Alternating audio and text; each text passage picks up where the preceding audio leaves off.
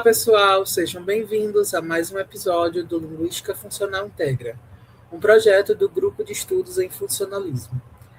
Eu sou Armando Araújo, doutorando em Linguística da Universidade Federal do Ceará, e nesta temporada do nosso podcast, nós abordaremos o 8º Simpósio Internacional de Linguística Funcional, o SILF, que ocorrerá nos dias 7, 8 e 9 de outubro de 2026, na Universidade Estadual do Ceará, em Fortaleza.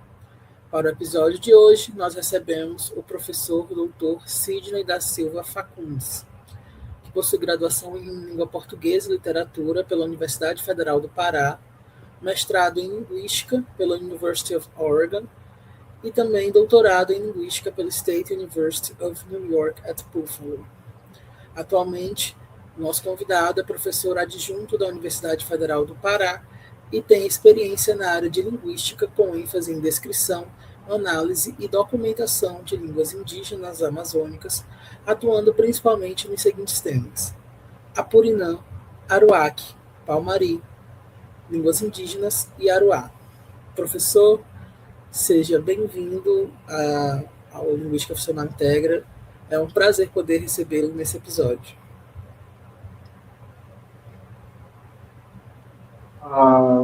Bom dia, Armando.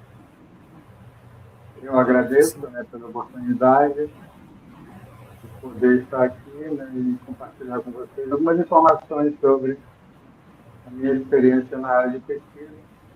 Agradeço também às organizações do evento, por tomar iniciativas de realizar esse evento que é tão importante numa área do estudo linguístico, que é bastante representativa, reúne pesquisadores importantes, tanto no Brasil quanto no exterior, trabalhos que, de fato, contribuem muito para o estudo das línguas, especialmente, no meu caso, das línguas indígenas.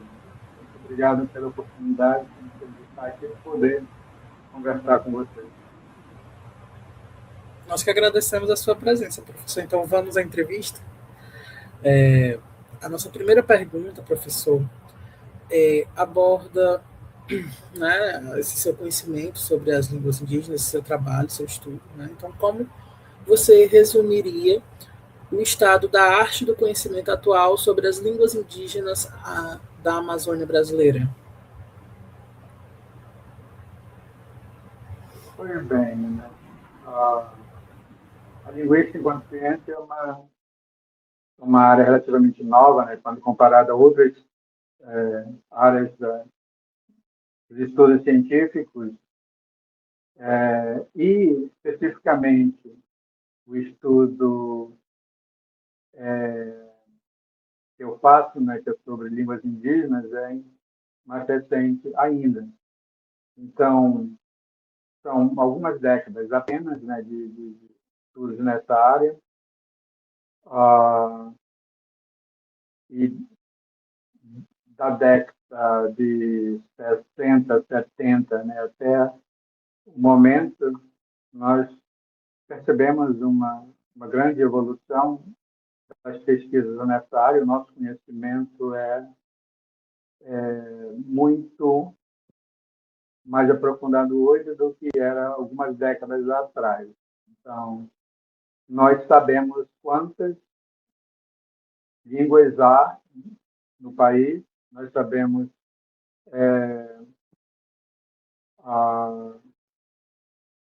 quais são essas línguas e como que elas se relacionam entre si, ou seja, quais são as relações genealógicas ou de parentesco entre elas. Então, nós já temos um bom conhecimento sobre isso.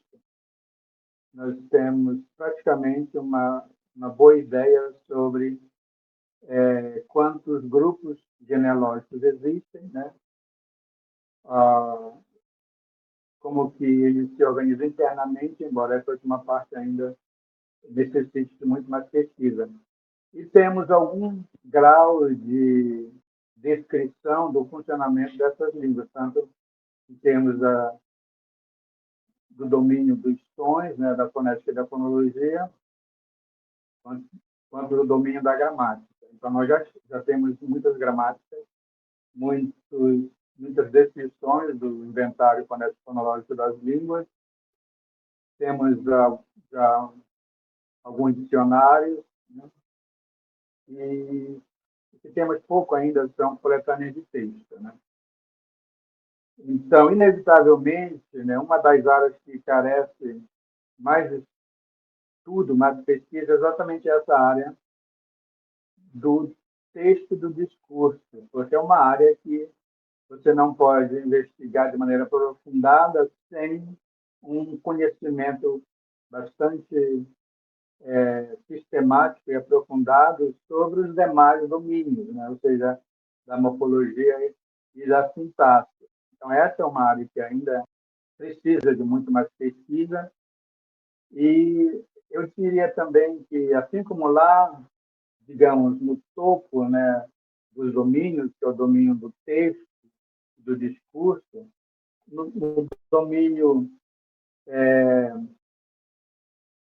mais baixo nessa hierarquia, né, de unidades, da menor para a maior, né, do som para a palavra, para a frase, para o texto, lá no domínio mais baixo, que é o domínio dos sons, né, nós temos bom conhecimento sobre a parte da fonética articulatória, sobre quais são as consoantes, quais são as vogais, quais são, como que elas se organizam as sílabas, né, fonotáticas, mas ainda temos pouca pesquisa na área da fonética acústica. Então, essa parte da fonética acústica realmente ainda precisa de mais pesquisa, né?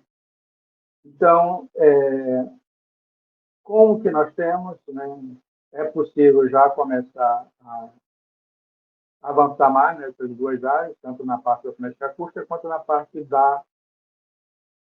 do texto, né?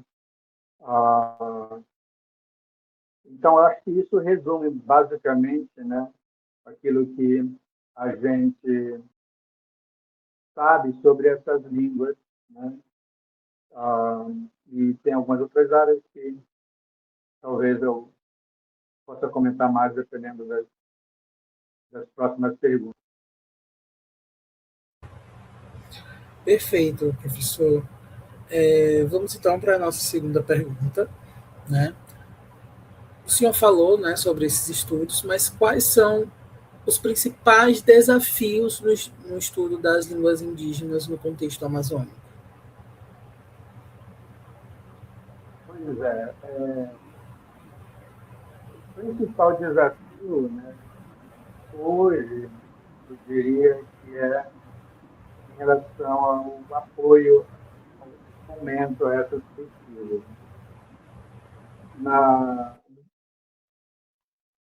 No desenvolvimento histórico dessas pesquisas, né, nós iniciamos com os primeiros missionários jesuítas que chegaram, né, ao Brasil com o objetivo de introduzir o cristianismo nas comunidades, né? Chegando aqui, eles encontraram muitos povos, muitas culturas e muitas línguas. E isso fez com que a estratégia inicial deles, que era aprender uma língua, utilizar essa língua para conseguir acesso, né, aos povos, foi dificultada e não foi possível implementar a mesma estratégia que eles utilizaram na região dos Andes, onde havia uma língua dominante, né, o Quechua, numa região, o Guarani em outra região, né, que eram línguas dominantes, e você, aprendendo aquela língua, você conseguia se comunicar com vários povos. Já que não, uma particularidade do Brasil é a extrema diversidade, né, a enorme diversidade linguística. Então, já ainda tentaram utilizar o Tupinambá para poder contactar os demais, mas não tiveram o mesmo êxito, né?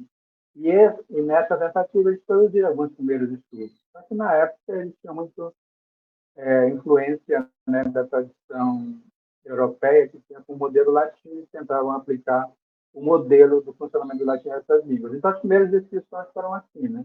Depois surgiram uns missionários vinculados às igrejas evangélicas, mas que também, né, vieram principalmente dos Estados Unidos, vinculados ao Instituto Linguístico de Verão, ou chama Institute of Linguistics, conhecido como SIL, né?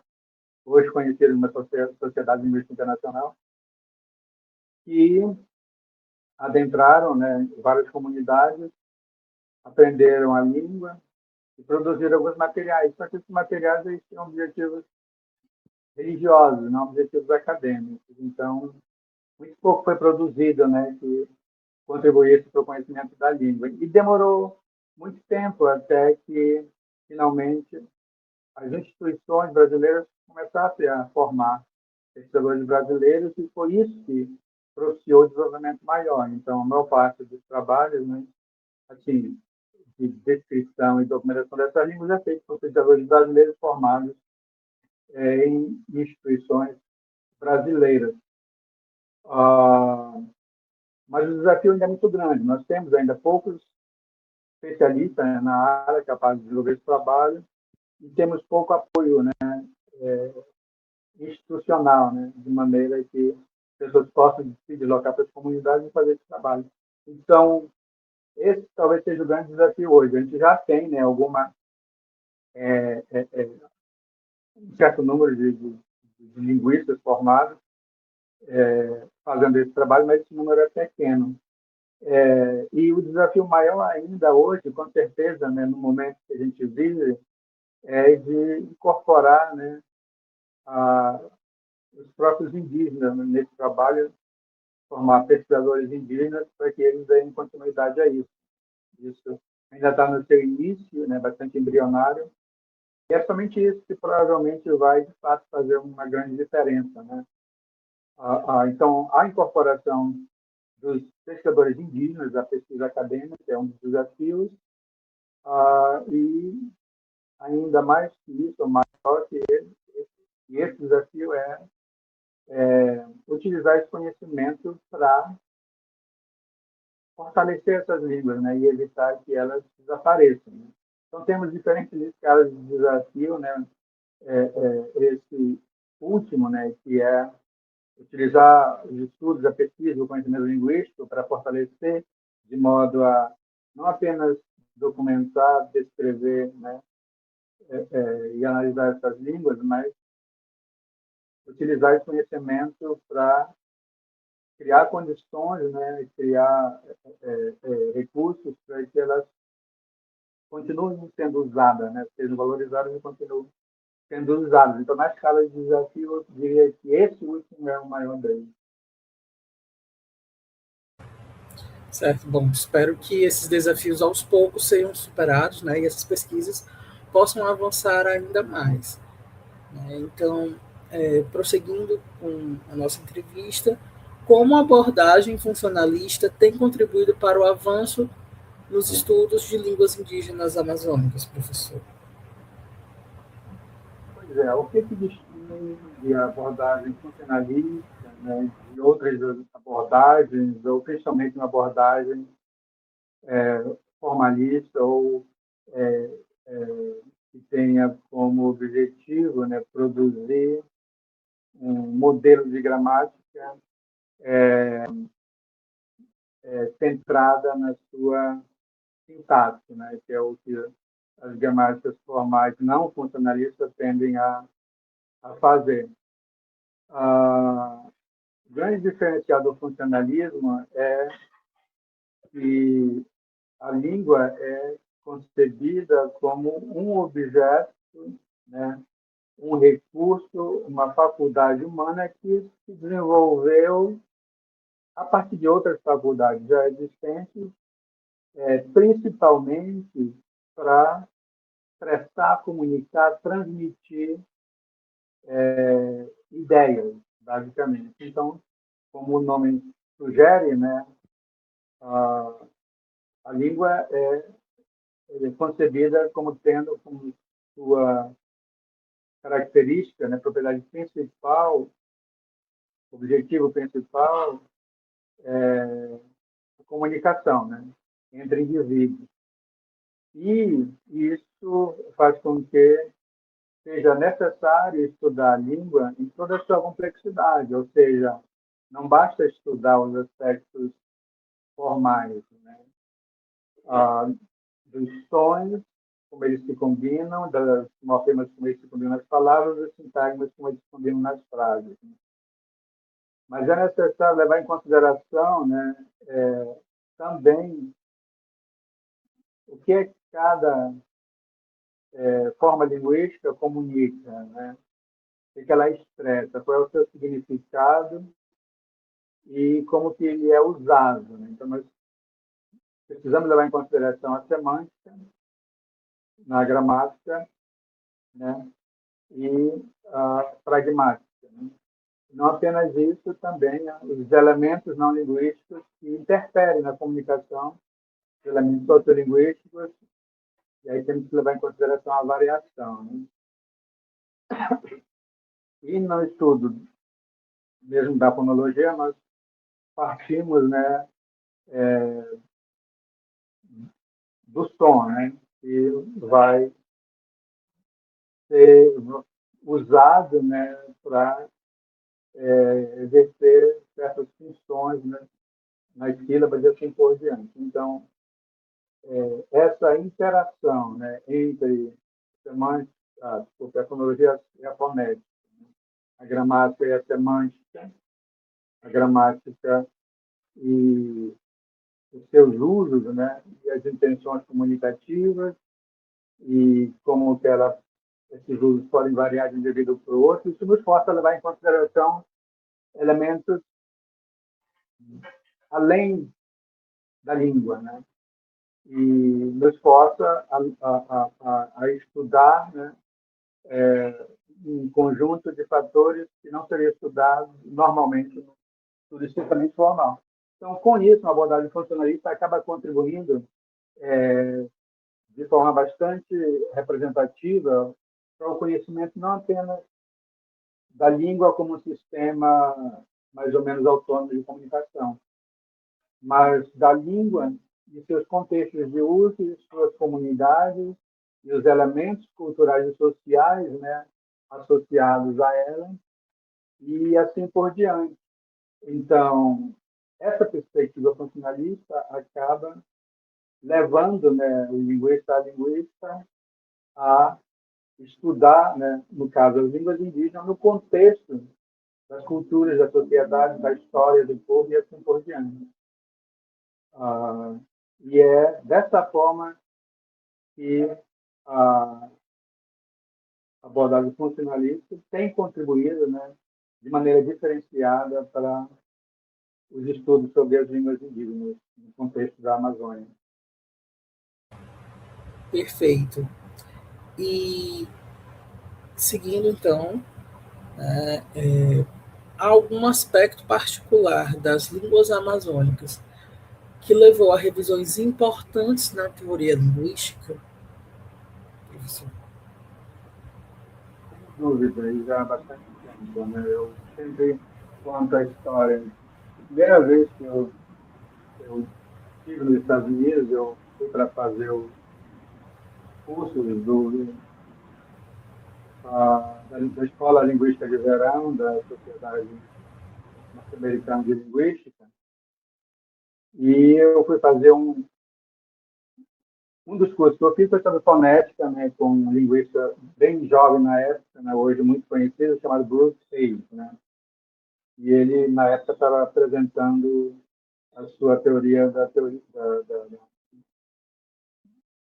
da Metrical Express Theory, né, da teoria do acento métrico, uma teoria bastante conhecida dentro da fonética. E quase sempre que ele apresentava uma generalização sobre as línguas do mundo na área do assunto sobre o acento, ele frequentemente fazia uma observação, né? Essa generalização se aplica às línguas do mundo em geral, mas eu não me surpreenderia se algum dia alguém chegasse lá não falo do Brasil, da Amazônia, né, e dissesse que há uma língua na Amazônia que funciona de maneira diferente. Então, isso ilustra essa ideia, né, do quanto que as línguas amazônicas contribuíram para o conhecimento tipológico das línguas do mundo. O conhecimento teórico, o conhecimento tipológico. Ou seja, não apenas de como que as línguas funcionam, mas como que elas se assemelham, se diferem ao redor do mundo, né? Então, no Brasil nós temos uma diversidade muito grande, né? E, de línguas, né, que ilustram diferentes maneiras, né, de ser de uma língua, tornando a Amazônia um universo linguístico. Então, nós temos línguas como o chinês, por exemplo, que é uma língua tonal, que distingue, né, significados a partir de diferentes de tonalidade, né? Nós temos línguas que são baseadas no acento, assim como o português. Nós temos línguas que são extremamente complexas na sua morfologia, como línguas do povo esquimó, lá do Alasca, por exemplo, né? E nós temos línguas que são extremamente curtas na sua morfologia, ou quase sem morfologia, como a língua vietnamita, né, que é um exemplo clássico. Então, temos todo tipo de língua no Brasil. E essa diversidade, né, faz com que a contribuição seja em diversas áreas. Então, há várias áreas em que as línguas da Amazônia são citadas, né, como contribuição tipológica. Mesmo em tempos aventáveis sonoro, quando se pensava que já sabia todos os sons que existiam nas línguas do mundo, né, não faz muito tempo apareceu descrição de sons, né, de línguas amazônicas, uma língua pirahã, com um tipo de som que se achava que não existia fora da África, que são aqueles cliques, né, presentes em algumas línguas da África.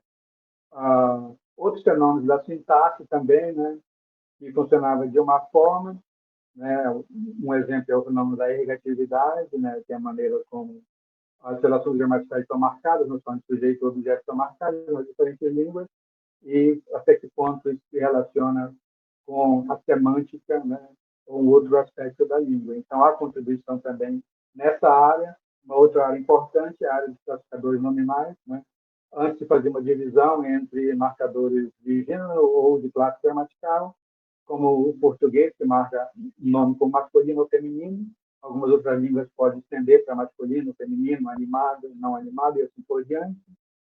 Tem as línguas que, como o tailandês, que não tem essa distinção, mas tem uma maneira de classificar a língua dependendo de grupos semânticos em geral, né? Esse nome se chama classificadores, né? Então, quando o nome é quantificado, você precisa classificar o nome. Então, se é uma pessoa, você usa um classificador para pessoa, né? Se é um outro animal, você usa outro classificador. Você não pode quantificar sem classificar. Esses eram os tipos conhecidos, né, de sistema de classificação, até que surgiram sistemas que misturam os dois tipos, né, de sistema que ocorrem em línguas da Amazônia, né, e que forçaram uma revisão nessa tipologia que se considerava antes ser a tipologia que funcionava para todas as línguas do mundo. Então, nas mais diversas áreas, desde a fonética até a morfologia e a sintaxe, as línguas indígenas da Amazônia têm contribuído para o conhecimento tipológico e, consequentemente, para a construção de teorias sobre o funcionamento da linguagem humana. É muito importante a gente também ter esse conhecimento de como esses estudos influenciam no nosso conhecimento geral também da linguística, né, professor? Observar que não é apenas um conhecimento localizado, como alguns podem pensar, né, mas que contribui para o estudo totalitário da linguística, né, dos seus funcionalistas, enfim, como o senhor mencionou. Exato, né? Isso é algo assim que para quem é da área, né, não é nenhuma questão, mas as pessoas que não são da área, né, que podem pensar que línguas indígenas, né, por serem línguas que não têm uma tradição escrita, elas sejam mais simples do que outras línguas. Não é verdade. Cada língua, né, tem o seu nível de complexidade, né, ou é igualmente complexa a comparação com as outras línguas. Então, as línguas indígenas são tão complexas quanto quaisquer outras línguas no mundo. Então, o que tem nas línguas indígenas não são coisas particulares, né?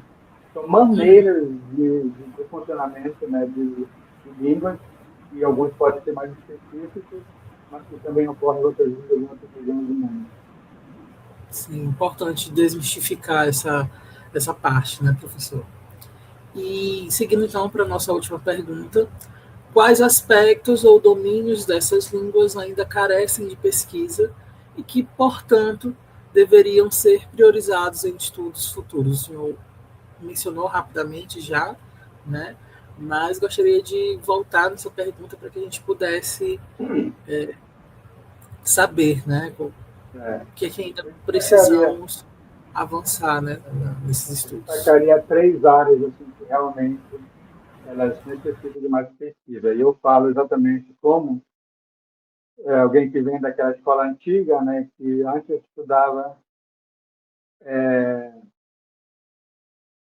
basicamente todos os domínios da linguística, porque eu queria descrever uma língua, né, de forma completa, ou seja, desde os seus sons até o seu discurso. Né? Então, você não podia se especializar apenas em fonética ou apenas em morfologia, porque o objetivo é descrever a língua. Se estuda apenas fonética, você não consegue descrever a morfologia, ou a sintaxe ou a semântica. Né? E, então, quem faz esse tipo de pesquisa precisa, né, ter uma base em todos os domínios da linguagem, né, desde a fonética até o discurso. E eu tive a experiência, né, porque inevitavelmente ao longo da nossa formação a gente acaba priorizando certas áreas, né? E, e muitas vezes a gente até estuda um pouco de cada área, mas a gente pratica mais algumas áreas, porque a gente estuda mais algumas áreas. Então, eu estudei a fonologia, a fonética articulatória, a fonologia, morfologia, sintaxe, semântica, que era o que precisava para descrever a gramática da língua. Né? Mas depois havia fenômenos na fonologia que necessitavam de um aprofundamento fonético. E aí eu vi que a fonética articulatória não conseguia responder. E aí eu percebi que precisava da fonética acústica, né? Que era algo que eu tinha estudado, mas não tinha praticado, então ficou para trás. Né? Eu tenho estudantes hoje que estão trabalhando nisso, né, para resolver ou preencher essa lacuna que ficou. E a minha avaliação é que essa é uma das áreas, é uma lacuna. A pesquisa na fonética acústica dessas línguas, né?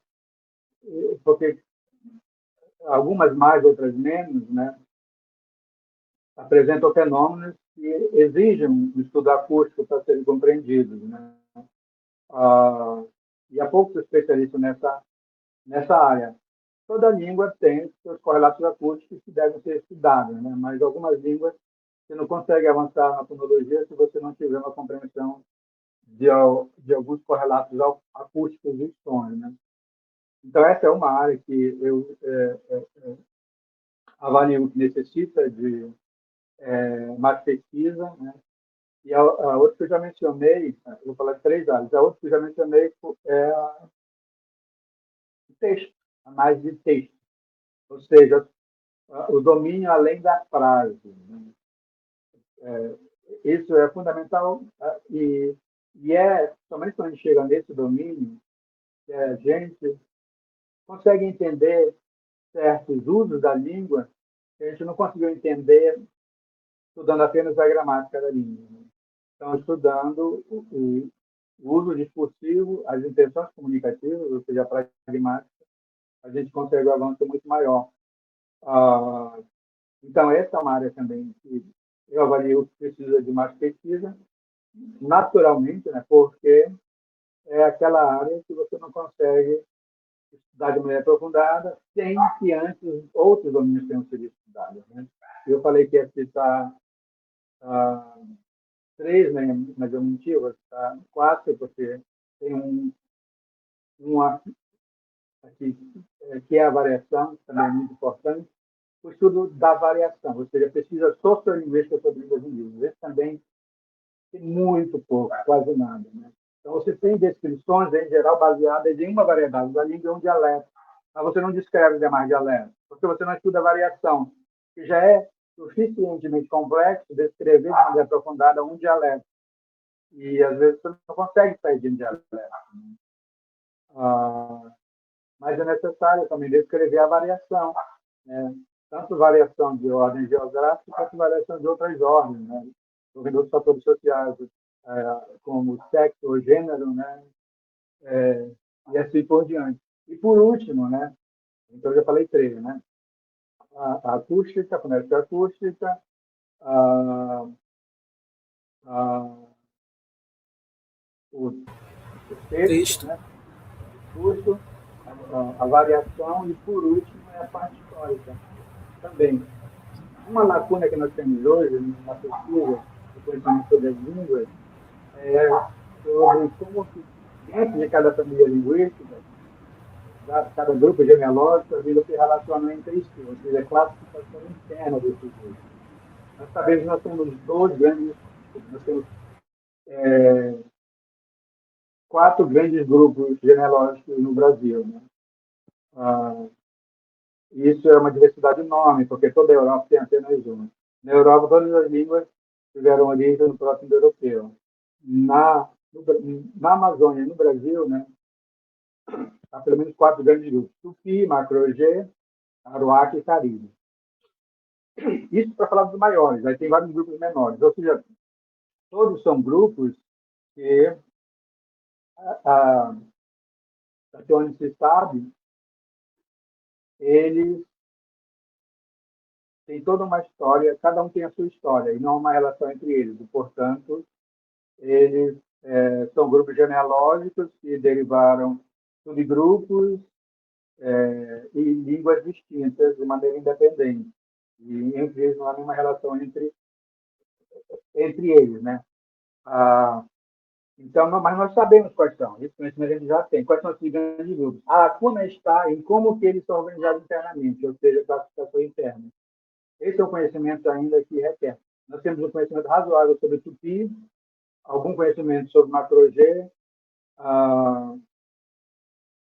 mais do que os outros grupos, né? Ainda há algumas questões em relação ao Aruac, em relação ao Caribe, né?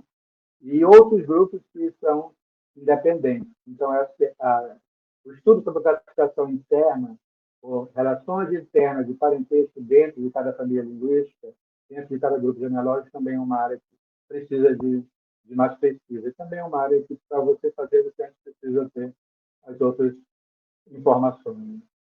Eu acho que seria isso. Muito bem, professor.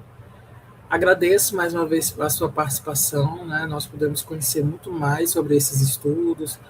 É importante não só para a preservação dessas línguas, mas também para que nós possamos ter contato, né, com esses aspectos linguísticos e culturais que fazem parte também da cultura brasileira, né, da cultura indígena. E, mais uma vez, foi um prazer recebê-lo aqui. E muito obrigado a todos os espectadores, os ouvintes que ficaram conosco até este momento.